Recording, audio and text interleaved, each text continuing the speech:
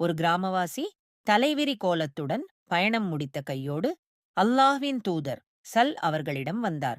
அல்லாஹ்வின் தூதரே, அல்லாஹ் என் மீது கடமையாக்கியுள்ள தொழுகை எது என்று சொல்லுங்கள் என்று கேட்டார்.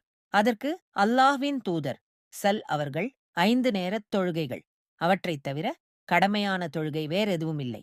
கூடுதலாக எதையும் நீயாக விரும்பித் தொழுவதைத் தவிர் என்று பதிலளித்தார்கள். அவர், அல்லாஹ் என் மீது கடமையாக்கியுள்ள நோன்பைப் பற்றி எனக்குக் கூறுங்கள் என்றார். ரமலான் மாத நோன்பு, அதைத் தவிர கடமையான நோன்பு வேறெதுவும் இல்லை. கூடுதலாக ஏதேனும் நீயாக விரும்பி நோற்பதைத் தவிர் என்று பதிலளித்தார்கள். அவர், அல்லாஹ் என் மீது கடமையாக்கியுள்ள சகாத் எது என்று எனக்குக் கூறுங்கள் என்றார். அல்லாஹ்வின் தூதர் ஸல் அவர்கள் இஸ்லாத்தின் சட்ட விதிகளை அவருக்குக் கூறினார்கள். அப்போது அவர், சத்தியத்தைக் கொண்டு உங்களை கண்ணியப்படுத்திய இறைவன் மீதாணையாக நான் கூடுதலாக எதையும் செய்ய மாட்டேன்.